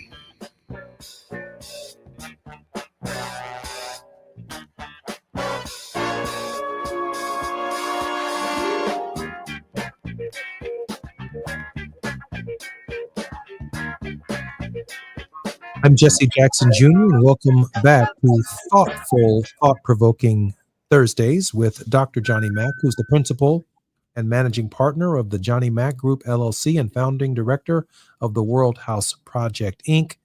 Dr. Mack, welcome forward to the Jesse Jackson Jr. Show. Thank you, Jesse, very much. It's good to be here. Johnny, I never really get a chance to, first of all, thank you for your extraordinary contribution to our show, but there's probably so much more that you want to talk about and share with us that the hour itself does not yield us the opportunity to cover. So there's about 9 minutes left in this show. And what I'd like to do, Johnny, is just read something to you from John Quincy Adams. The law given from Sinai was a civil and a municipal, as well as a moral and religious code.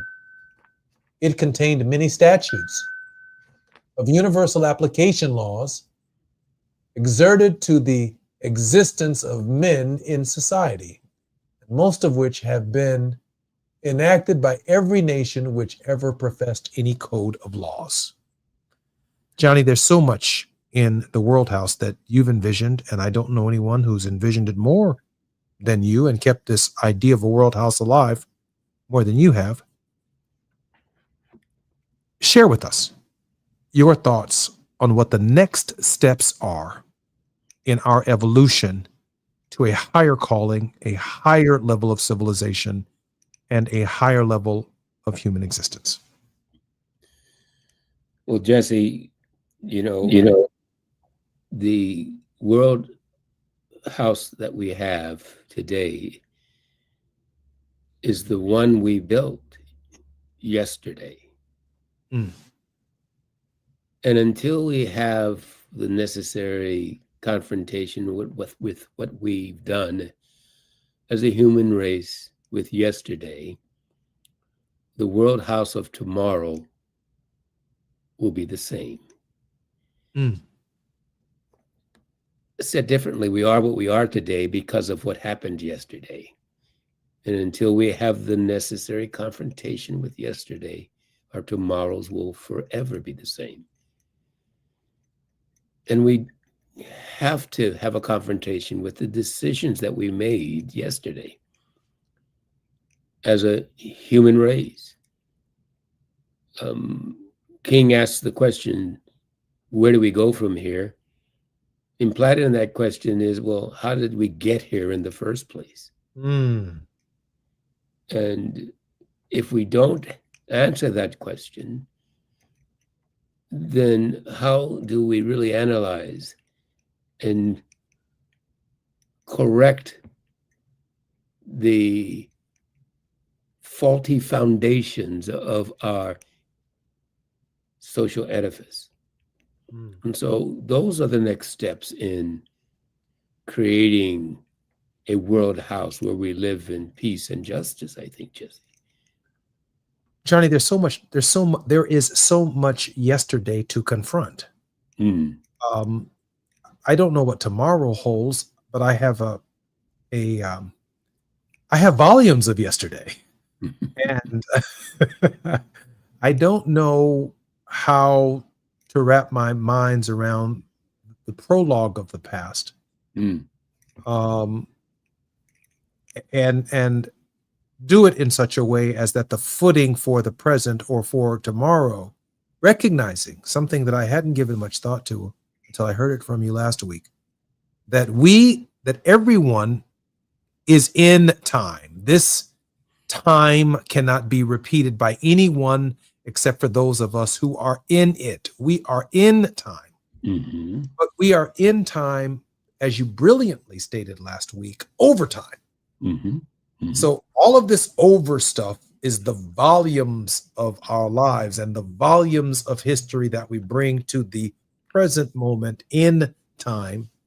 And from that discernment, from that space comes the energy to change the linear system or to change the trajectory of where humanity is going. Yeah. So, of course, keep in mind that the wise sage who said, if we forget the past, we're doomed to repeat it, right?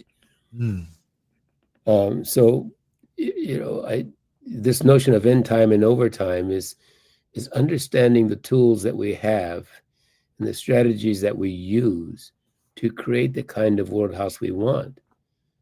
And the context of end time and overtime was about social action. And too much, I think we argued last week, of our social action is in time, and we forget its consequences over time. That's the point. And King admonished us that we must find new ways and means of thinking about nonviolence and how it is applied. And we have simply spent too much time in time, and maybe even in the past, without thinking about how over time it takes to bend that arc of the universe. And he calls for this reordering of the social system because he recognizes that it is through that system that we create that helps us to bend the arc. That we are products of our social edifice. We inform it and it forms us. As a virtuous relationship, reciprocal relationship between the social edifice and our interaction with it. And so we must find ways to rebuild the social edifice. Education, for example, our education system, our social systems, how we provide for the least of these. Problem is, Jesse, that's happening right now, as we pointed out, I think last week and the week before. The social order is being changed as we speak. The problem is the wrong group of people are changing it. And a revolution of values is occurring, but they're the wrong set of values. Please, Jesse. No, is it even possible though? I mean, the damage that is being done is so great that, I'm turning in my own way to every brother and sister who decided to sit the process out. I mean, they were tired of hearing about John Lewis and Martin Luther King Jr. and Rosa Parks, and all of the guilt trip stuff from the movement that we would drop on them wasn't enough for them to be able to appreciate that over time, in the moment, we are in time. But do you have any idea how catastrophic the future can be? Johnny, we don't have much time, but it is your time. It is my time. So, Jesse, one more time, may I say? We have about 2 minutes. I've said before, yes, the task is daunting, but I'm reminded I'm reminded of my good friend Martin Luther King III, with whom I've worked many, many years. Often says that it only takes a few good women and men. When you think about the modern civil rights movement, it was just a few good women and men who catalyzed the movement. Just a few good women, especially, and then some men who sparked a movement over bus rides that then became a global phenomenon of social change. I'm hopeful. I'm encouraged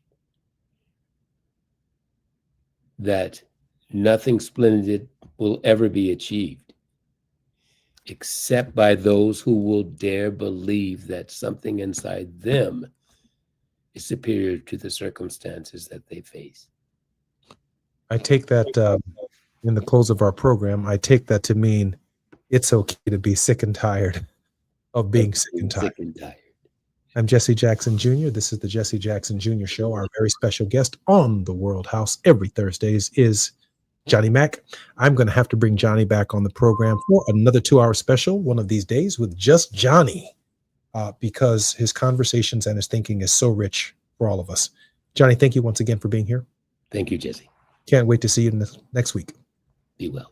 This is Jesse Jackson Jr. on KBLA Talk 1580. When we come forward, it will be Fat Meat Fridays with Gina Towns. KBLA 1580 Santa Monica. I'm Amber Payton with BIN News Now. Emergency